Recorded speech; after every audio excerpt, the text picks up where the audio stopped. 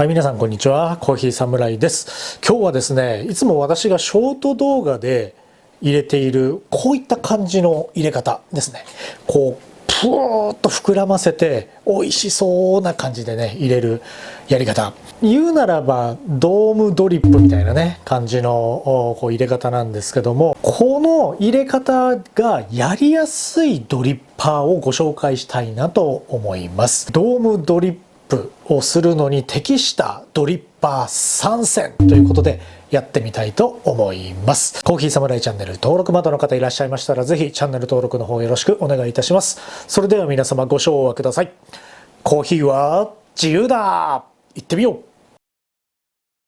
はい、ではね早速やっていきたいと思うんですけども、まずねこういったねドーム型のドリップっていうのはぶっちゃけね賛否両論あります。コーヒーというのは焙煎した直後からねこうガスがだんだん抜けていくわけですけども、大体焙煎店さんで言われるのはほとんどの場合が焙煎した後 2,3 日置いてからね飲み始めるとちょうど飲み頃ですよっていう場合が多いと思います。特にね新鮮な豆なんかはこのスーッと入れていくとこうあれはガスなんですよね。要はね泡というのはプーッと膨らむ感じが出るという感じになります。それが必ずしもああいう風にこう美味しそうにプーッと膨らますことが必ずしも味にとってはベストなのかっていうと、やっぱいろんな考え方があってね、なかなかそれがベストという感じではないんです。ただ私は結構深入りのコーヒーが好きなので、あとねこうやっぱ見た目って大事だと思うんですよね。料理もそうですけども、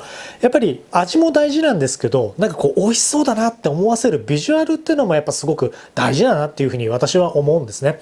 なので、私の好みっていうのもあります。それをねご了承いただければと思います。で、ああいったね形のドーム型にね美味しそうに入れる方法っていうのは何個か条件がありますので、まず先にそれをねご紹介したいと思います。まずはね、深入りであることですね。コーヒーの入り加減が深入りであることっていうのがね一つ条件になります。最近流行っている本当に浅入りとかそういった豆というのはドームドリップには向いていませんので、もしやりたい方はね深入りの豆を選んでください。あとは新鮮な豆がベストです。なので焙煎してからね本当 2,3 日ぐらいなんかだと結構ねぐーっとね引き出すことができますので、それを選んでください。あとね、引き目なんですけど、今日はね、このミル使おうと思うんですけども、これはね、タイムモアの C3 です。C3 の15クリックのところでやります。引き目的には中細引きぐらいがベストかなっていう肌感覚です、私のね。あと温度ですね。一応今日はね電気ケトルで今日は90度の設定にしました。で場合によっては深入りなので88とかね、そういった感じでやるのも OK です。それでも出ますので、その条件をね最低限用意してもらうと比較的ねこうやりやすくなりますので、是非ね挑戦してみてください。はい、ではね早速ドームドリップに適したドリッパー3選始めていきたいと思うんですけども、まずね始める前に今日はね全部のドリッパーでドリップはしません。ちょっと時間の関係でね。なので1個だけ選んで最後やるんですけども、今日ご紹介する3選は私のショート動画でそのドームドリップをね結構な頻度でやってますので、概要欄の方にそのリンク貼っておきますので、よろしかったらそのショート動画ね、ぜひ見てください。ドームドリップに適したドリッパー3選のうちの1個目、こちらでございます。はい、こちらですね。もうこれは有名なドリッパーです。カリタの155ウェーブドリッパーですね。昔からこれはねもうありますよね。もういわばウェーブドリップの元祖と言ってもいいんじゃないかなぐらい、有名なねドリッパーです。これはね私そのプーッと膨らませるドームドリップをする上ではかなりねこれは昔から使ってる道具になります。いわゆるねこういったペーパーですね、ウェーブドリップですね。ウェーブフィルターをこう装着をしてドリップをするといった感じですね。これがねそのドームドリッププーッと膨らますのに適しているのはやっぱり、ね、細いというか最近のドリッパーってここういうなんつうんでしょう、円錐型のものが多いですよね。っていうのは浅煎りが流行っている世の中ですので、そういった形に、なっていくんだと思います。もちろん深煎りもねこういった円錐のも美味しく入ります。美味しいんですけども、視点がね、あくまでこうプーッと膨らませる、美味しそうに見えるというドリップなので、そっちで考えるとちょっとね幅が狭くてこう少し縦な感じ、こういった形状がね合うんですよ。こうお湯が残るようなね、少し抽出が遅いタイプというのがやりやすいという感じですね。かといって気をつけなきゃいけないのは、それをやる場合に洪水みたくこうお湯が溜まっちゃうとダメなんです。なのでさじ加減が重要なんですね。それでもこれはねすごくやりやすいので、これが1点目です。第2個目、はい、こちらです。これはですね、タラチネというドリッパーになります。コニカル30というね名前になってますね。これもいわゆる縦型なんですよね。でこれは1人から2人用入れるのにちょうどいいドリッパーなんですよ。1人用ドリップって結構難しいんですよね。要はちゃんとした抽出を入れるためにはやっぱり最低でも2から3人用の容量だと結構やりやすいんですよ、ドリップって。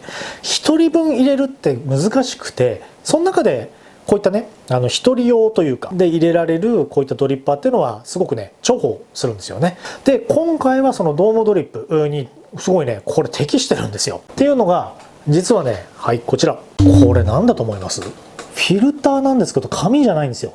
これねネルなんですよね。ネルドリップがこの形状でできるという感じなんですよね。私のショート動画でも結構ねこれ何ですかっていう問い合わせいただくんですけど、タラチネはねこの専用ネルというのを出してます。なのでね、こちらもアイテム情報概要欄に載っけておきますので、ぜひね見てください。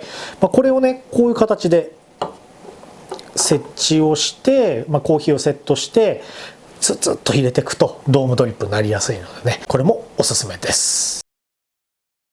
ドームドリップのしやすいドリッパー3選のうちの3個目でございます。はい、こちらです。これはねスピールというネルドリップをするドリッパーになります。これも私昔から結構使ってますよね。これもねやりやすいんですよ。こういったね専用のネルがあります。こう装着してですね、はい、こんな感じでセットしてコーヒーを入れてドリップをするとプーッと膨らみやすいんですよね。私のショート動画でもこいつの登場率っていうのはかなり大きいですね。はい、ここまでねやってきました。こんな感じでしょうか。これが比較的ね私が今までやった中ではプーッと膨らませるドリップがしやすいドリッパーになります。今日はねこのうちのどれかを使って実際にねコツを喋りながらやっていきたいと思います。一番オーソドックスな、ネルはねちょっと若干敷居が高いっていうのもあるんですけど、すごく美味しく入るんでネルはね是非やってみてほしいんですけど、じゃあ今日はとりあえずオーソドックスにこのカリタでいきましょうか。ではこの後実際にドリップをしていきます。はい、では実際にやっていきたいと思います。今回はタイムモアの C3 で15クリックのところでやります。豆の容量なんですけど、これねちゃんと測るというよりかは私はね多めっていう感じでやります。そのドリッパーによってねその多めっていうのもまた変わってくるんですけど、今回のこのカリタのこれにね後でこう豆入れてきますので、だいたいこんぐらいという形でやっていきたいと思います。ではね豆をひいていきたいと思います。今回はこちらですね、こんぐらいの深入りの豆を使います。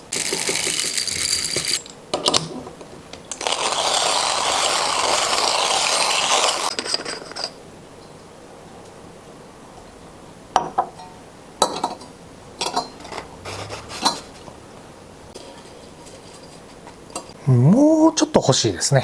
引き目はねこんな感じなんですよね。一応ねちょっと計測してみましょうか。ちょっと紙の重さをねちょっと一緒にやっちゃいます。こんな感じでもうちょっと入れていきましょう。はい、ちょっと贅沢ですね。28g ぐらい。このドリッパーでよりねこうドームをやりやすくするためにこのぐらいのね豆を使っちゃいます。はい、では早速ね、ドリップをしていきたいと思います。まずコツですね。今回90度のお湯を用意してます。なるべくね、これがね、注ぎやすいドリップポットがあると便利ですね。最初、まずね、全体的にこうお湯をこう浸透させて、一回蒸らしを入れます。ちょっとね、やってみたいと思います。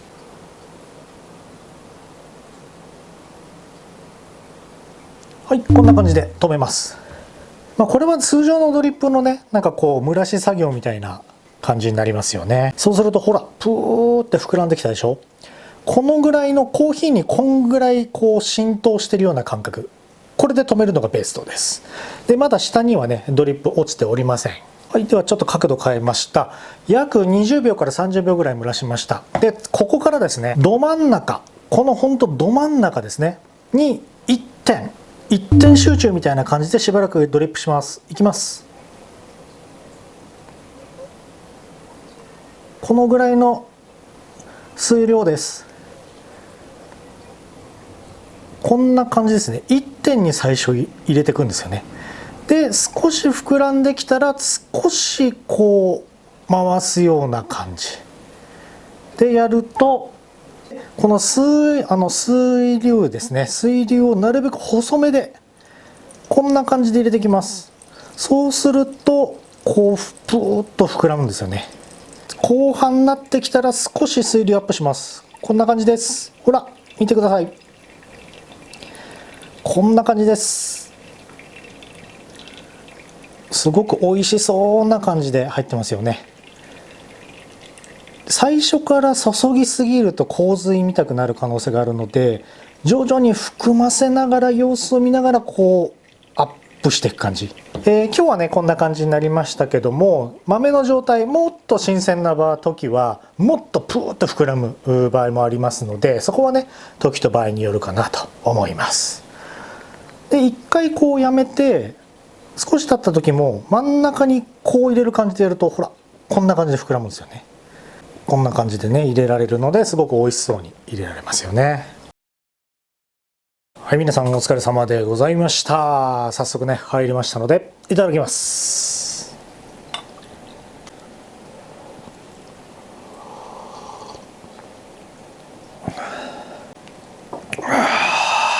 美味しい。はい、今日はですね、ドームドリップのやりやすいドリッパー3選をご紹介いたしました。やっぱりね、なんかこう豆を多く使うっていうのでちょっともったいないなってね思う方いるかもしれないんですけども、その分ねめちゃくちゃ濃厚でもうリッチに入りますので、深入りのねコーヒー好きな方はねこのドリップ意外とねすごいうなると思いますよ。本当に美味しいなっていうね、感じになりますので、是非ねやってみていただけるといいかもしれません。で今回はねこの、カリタの155でやってみました。なのでね結構 28g とかね結構多い感じのね、ものになりました。それをですね例えば一人でやるならばこういったね感じのタラチネとかを使うと便利なんですよね。そんなにめちゃくちゃコーヒーを入れなくてももう上までねこう入れることができるので、さっきみたくプーッと膨らませて濃厚にね、すっきりと入れることができると。もう今ねこう浅入りコーヒー全盛の時代なんですけども、こういったね昔ながらのっていうかこの深入りをじっくり入れたこういったね濃厚なコーヒーというのもね本当美味しいので、もうコクと甘みですよね。苦味も豆によっては出てきますけども、それをねこう味わえるという楽しみ方ができます。あとはねこの濃厚で入れたコーヒーに半分もう1対1ぐらいでね、ミルクを入れるとカフェオレというものになります。それはそれでねコクがあってすっきりめで、またカフェラテとはね違うねものになるんですよ。それはそれでね本当美味しいので、是非ねこの深入りコーヒーでやってみていただけると嬉しいです。はい、本日もご視聴ありがとうございました。本日の動画いかがだったでしょうか。いいねと思っていただいた方は是非高評価、そしてチャンネル登録の方よろしくお願いいたします。またコーヒーサムライ各種 SNS やっておりますので、是非そちらもご覧いただければと思っております。それでは皆様素敵なコーヒーライフをお過ごしください。バイバイ。